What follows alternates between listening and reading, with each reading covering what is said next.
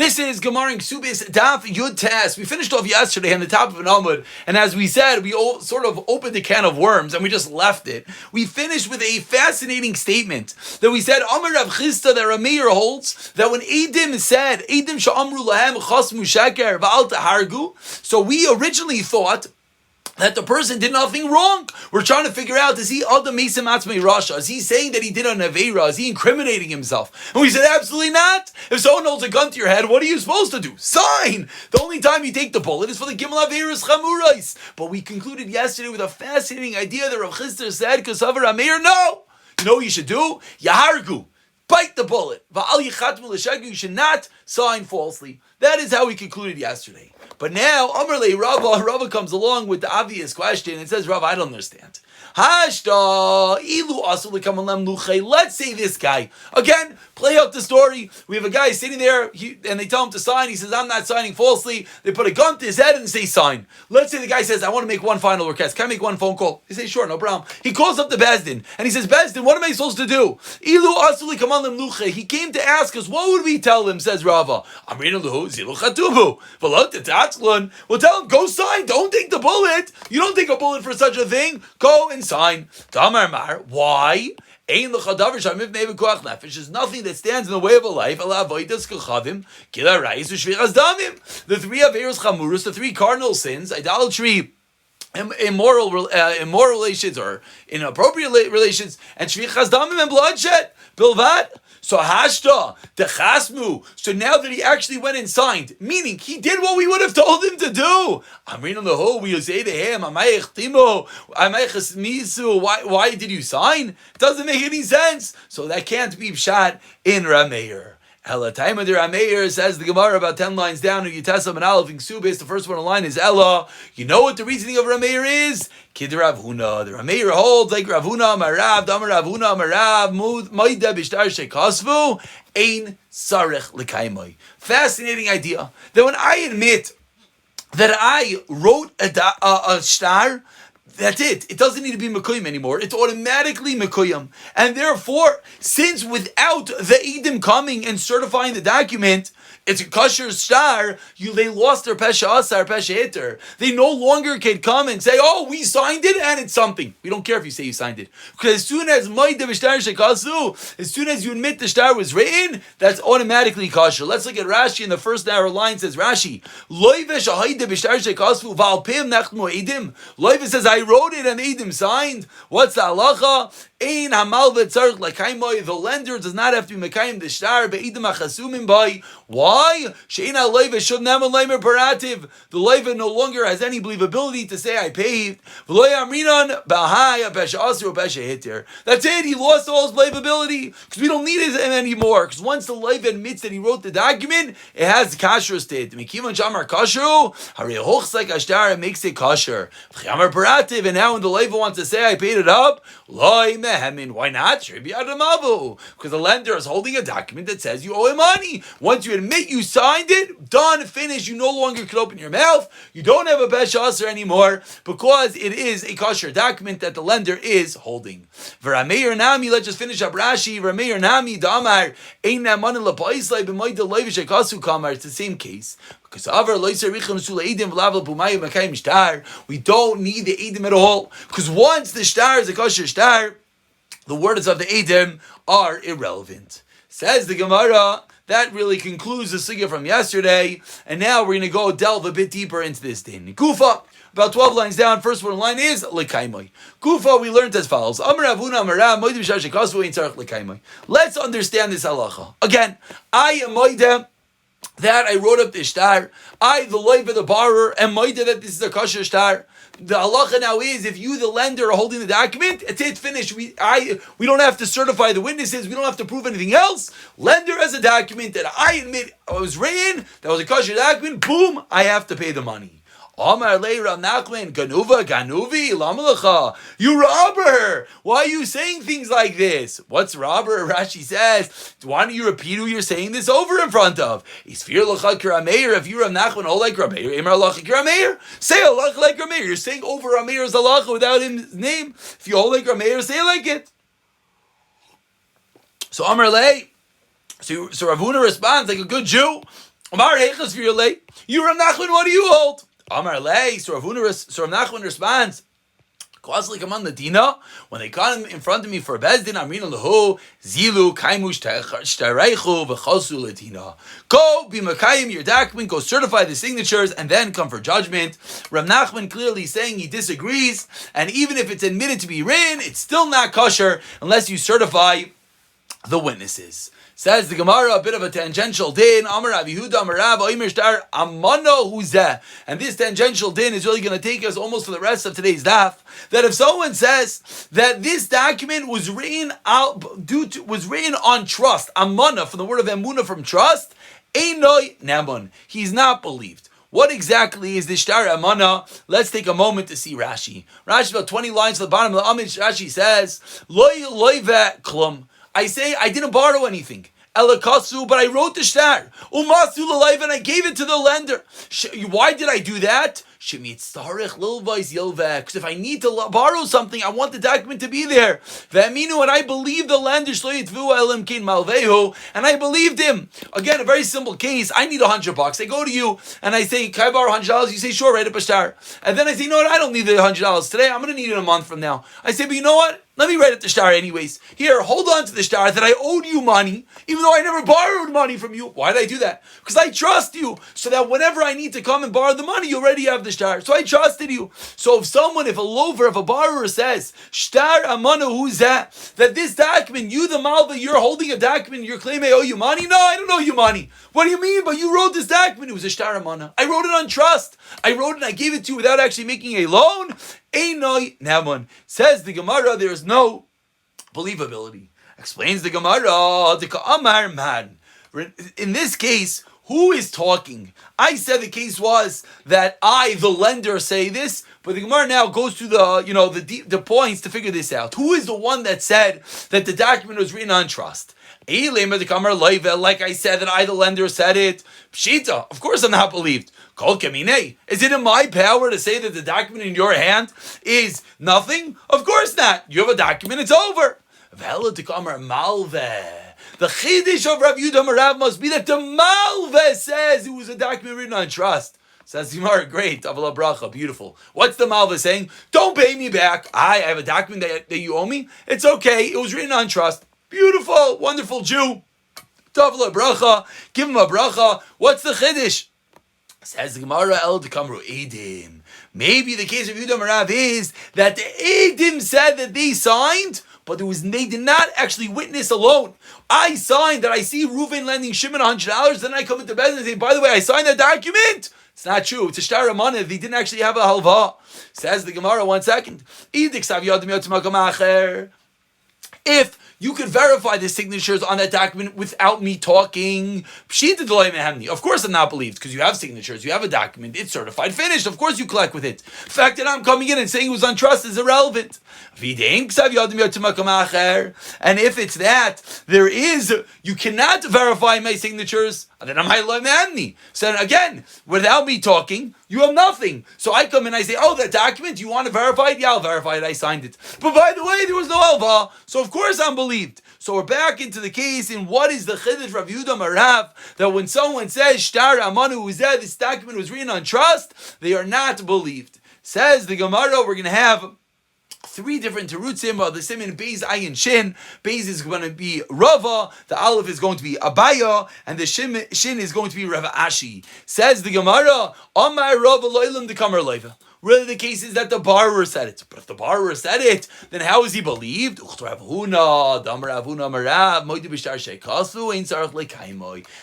the case. That I came along and I was moided that I wrote it. And therefore, what is the halacha? Halacha is you don't have to certify it anymore. So similar to that halacha, that if the lender says that, similar to that halacha, is that the lender, the malveh, can collect without going and being Mekayim the shtar, and that's the reason why if the loiva comes in and says, oh, it was a shtar amana, he's not believed. Why are you not believed? You're not believed because once you admit the shtar is written, it has a full power of the shtar. Abaya Amar Teres number 2, in the case of Rav Yehuda Amar Rav, again, we're trying to figure out what is the case of Rav Yehuda Amar Rav, that Shara Manu Uzay Nainamon says Abaya Lo Ilam Damar Malva. The Malva says it. If the Malva says it, then wonderful, give him a bracha. He just doesn't want to collect. Okay, going. Excuse me, going, there still is a chiddush, shechav la'achrini. It's hurting someone else. The Malva says, this document that I'm holding, that you owe me money, is a shtar of money that it never happened. So great, give him a bracha. What's the big deal? Says the Gemara, no, because it's hurting someone else. What does that mean? Rav Nalsan, the famous Rav Nalsan, Tani Rav Nalsan, Aimer Menayin, the Neish v'chavero, Mana v'chavero v'chaverot. Menayin shavisin lezeh, v'neisin lezeh, A lends B and B lends C. How do we know that A could go straight to C and collect? We know that that you could go straight to the creditor. So now in this case, when the Malva says, yes, it's true, this is a document, but he doesn't owe me any money, it's hurting someone else. Because now you go down the road, you're not going to be able to collect for someone else. Because if the Malva himself owes someone else money, again, let's play this out. The Malva is B. Oh, excuse me, the Malva is C. So if the Malva owes someone else money, A wants to come to the Malva and collect. Says the Malva, no, by the way, it's not true. You can't go to collect to the other guy. You can't go. Sorry, let's say this better. B owes A. So A goes to B to collect. And B says, oh, by the way, I don't have any money. So A says, okay, who owes you money? C owes me money. Great. So A says, let me go to C. But as he's going to C, B says, by the way, he doesn't owe me any money. What do you mean he doesn't owe me any money? There's a document that says he owes you $100. No, it was a shtar of money. There was never a loan. So we see clearly that the Malva could hurt someone else by this statement. That's the chiddush of Rav Yehuda Amar Rav, that even though it could hurt someone else, still there is a believability. And terrace number 3 comes along Rav Ashi, 5 lines to the bottom, and he says, "Lo the kamer edim." It's the witnesses talking. So witness is talking. And the case is that there's no other witnesses elsewhere. And you can't verify the signatures. And if you can't verify the signatures, you asked, so why are the Edom not believed? There's a shtar that says Reuven owes Shimon $100. And the Edom, we have no way of certifying that shtar. And the Edom say, I'll certify the shtar. I signed it. But by the way, there was no halva. So of course they should be believed. Why are they not believed? Kidarav Kahana. So again, terrace number 1 was Kidarav Huna. Terrace number 2 was like Rav Nasan. Terrace number 3 is like Rav Kahana. And respectively, it was 3 different people. It was Rava, Abaya, and Rav Ashi. Like Rav Kahana, Damar Rav Kahana, Asalul Adam Shisha Shtar Amana B'toich Beisai. It's forbidden to hold a shtar amana inside your house. And the reason why these Edom are not believed to say that it was a shtar amana, because you are saying essentially that someone is committing a crime. What's the crime? To hold on to such a document. What's the crime? Mishum shenemar al tishkon ba'elecha avla. You should not keep an injustice. You should not keep something that could be an avla in your house. Why? Because it could be lenta. It could cause an issue. Someone might collect incorrectly, and that is the reason why, even though the Edom are the ones that are certifying the document, they still are not believed to say it was a shtar emana. And now we're going to go on quite the tangent. Again, if you remember, this whole conversation of shtar amana was tangent A, and now we're going to tangent B, other types of things that are incorrect to have in your house. As we turn over to Amid Beis, Yitasim Beis, Amar of Sheshes, Breder Rav Idi, Shmami Namid, Rav Kahana, you know we learn, Edim Shamra, Mano Hayadvarenu, when Edim say that our words were written on trust, meaning there was actually no halva. You would never sign on an havla, and therefore, meaning you're now making yourself a rasha, and rasha, and therefore, if you have signatures, you can't say I'm a rasha. I signed on something I'm not allowed to. That's not true. We always know that you're never going to sign on something you're not allowed to, and that's why the Edom are not believed to say that. Similarly, Amar Rav Shua and Levi also Adam Shisha Shtar Parua B'Tach Beisai. You're not allowed to hold on to a document that was already paid. Similarly, you can't hold an injustice in your house. Once the guy pays up, you destroy the shtar. You destroy the document because potentially it could fall into the wrong hands. If you have something evil in your hands, if you have perversion in your hands, distance yourself from it. This is a shtar amana, like we said, a document written on trust. It was not actual halva. Ushtar pasim, and this is a document of persuasion. That is the document of persuasion. This is a paid document. Now, what is this shtar pasim? What is this shtar pasim? There's no Rashi over here. We'll see in a bit that this is someone who persuades someone to write. No, actually, we won't see in a bit. Rashi on the side. Okay, not over here. Rashi in Gittin says that a shtar pasim is that you have someone write you a shtar just so he looks wealthy. You want to appear good in the eyes of others. That's also something you're not allowed to have in your house. Says the Gemara. Man Amar shtar parua kolshkin shtar amana. If you can't have a paid up document, certainly you can't have a document that never of a loan that never happened. Man Amar shtar amana of a shtar parua loy. You're allowed to have a shtar parua. Why are you allowed to have a shtar parua? A paid up document might fall into the wrong hands. You know why? There are times that you hold on to the document so that you can collect the payment for the cipher. Look at the top, 2 lines to the top in Rashi. Rashi says,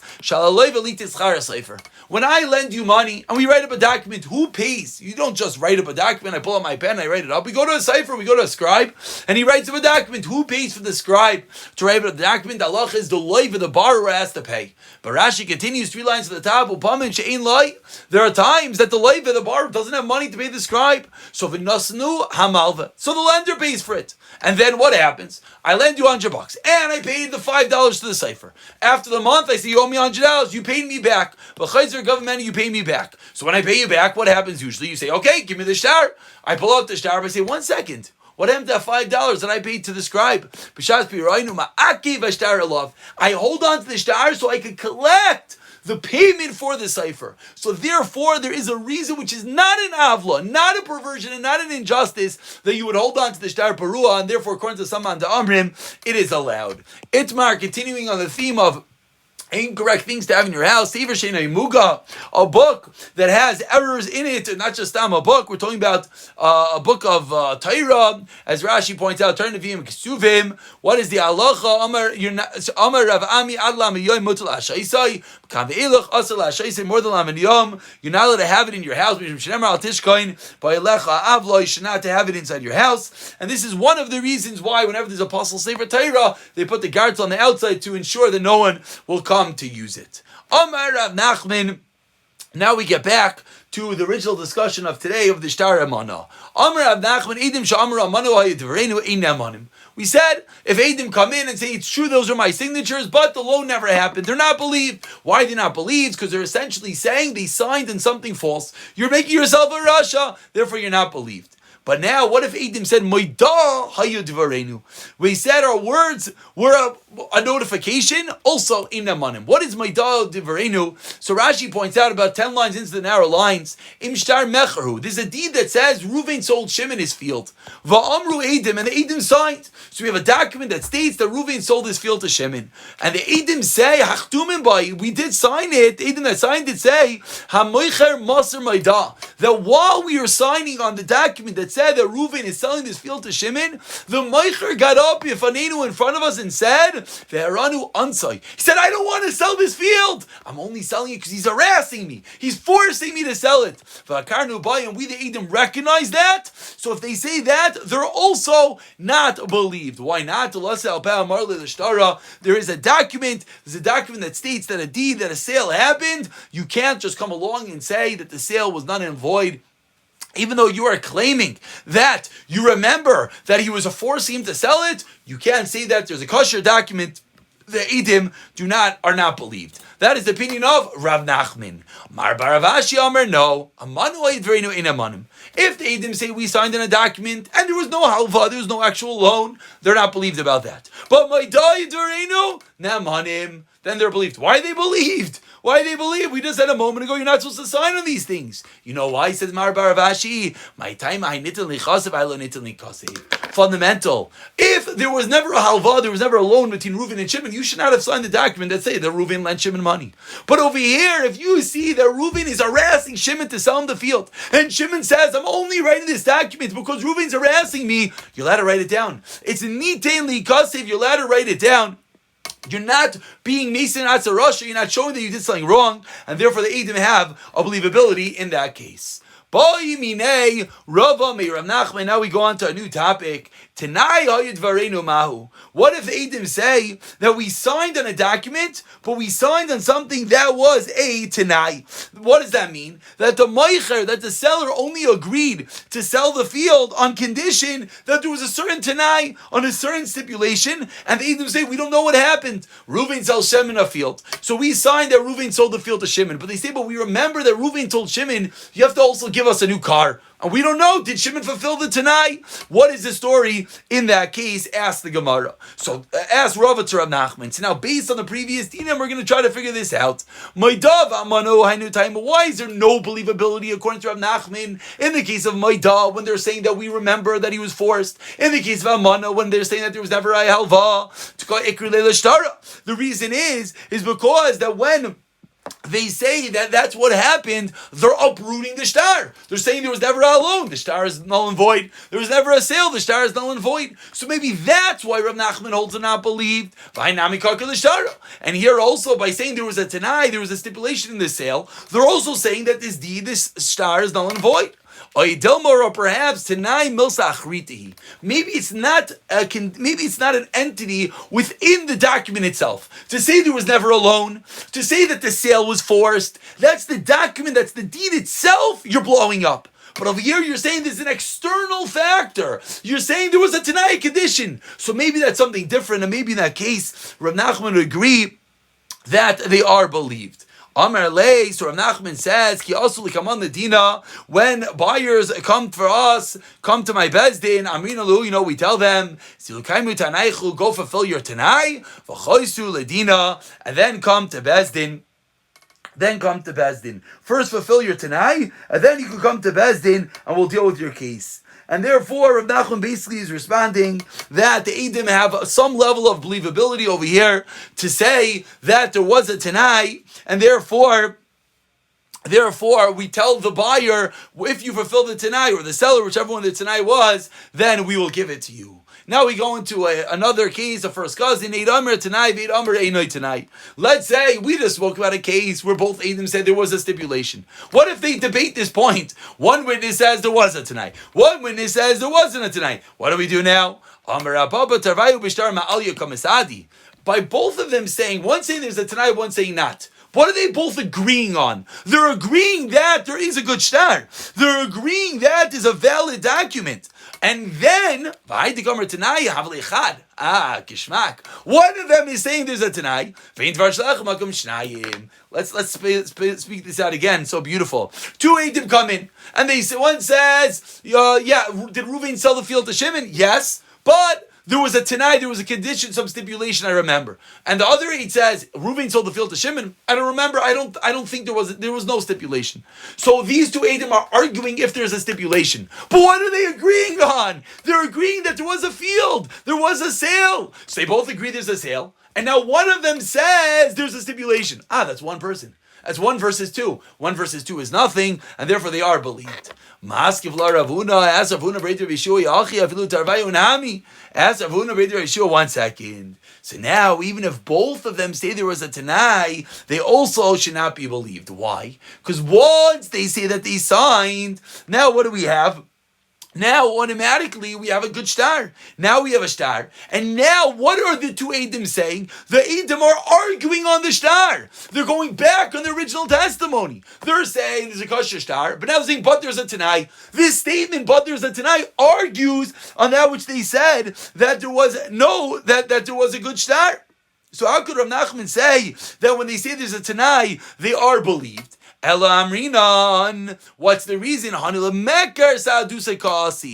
what Pshat is? Pshat is that they're now uprooting the original Eidos. It's not that there's two separate entities. We don't play a timeline and say they made the shtar good. Now they're uprooting it. So they're arguing and it's not believed. No. We say that they're uprooting what they originally said. It's not two different things. It's one statement in Bezdin. So too in this case, maybe when one Eid said there's a Tanai, one Eid said there's no Tanai. When that Eid said there's a Tanai, he's uprooting his original statement. So we no longer have two Eidim stating that there's a kosher shtar, and therefore maybe there is no believability in such a case. Says the Gemara, "Velchs like Rav Huna Brei Rav Yeshua." The Lach is like Rav Huna Brei Rav Yeshua. The Lamaisa, the Eidim are allowed to say that there is a Tanai. They do have an Amanas to say that case. Taner Rabbanan. We'll just begin the next Gemara and we'll call it a day. Shnai Chasuman al Shtar. Two people sign on a shtar, umesu, and they die. Ubo shnayim and ashuk, and two people come from the marketplace. You remember that this is their signatures. Avalanusa, but they were forced. Kitanamayu, they are minors. Tuleisamayu, Eidusayu, they were puzzle. Hare elu nemanim. The second set of witnesses are believed to say that we know that these are kosher signatures, but they were not allowed to sign at the time. If there were edim that these were their original signatures, or we can verify their signatures by comparing it to another document. Then Mishtar Shikra Alav. Then what are they saying? How are we going to verify the edim mishtar shekara of error from a different document in which there was an error, there was a question about it, and that document had a chazaka in bezdin. Basically, if you have a document, they said, "Wait, is this document kosher?" They looked into it and they said, "Yep." Bezdin puts their stamp on it. It's a kosher document. So now this document is gold. So we could use this document for compare and contrast. So this document is used to contrast to our document, and now new Eidim are coming in and saying, but they were forced, but they were this, but they were that. Ein elu nemanim. Now they are not believed. That is the end of the first part of the Brisa. But now I ask the Gemara, Magvinam Bey Kishtara Ma'alya. And the truth is, we're going to pause over here by Magvinam Bey Kishtara Ma'alya. That's the basic din in the Mishnah. Again, if two Eidim come from the marketplace, say, we remember these two people, they did indeed sign, but they were forced, but they were ktanim, they were psulim, they're believed. But if without them we know that the signature was kosher, we compare it to a different document that was gold that had a stamp of Bezdin, and we know that the document is kosher. Now two Eidim from the Shukar are saying they were apostle, now they are not believed. We'll pick it up from here, Mirza Hashem.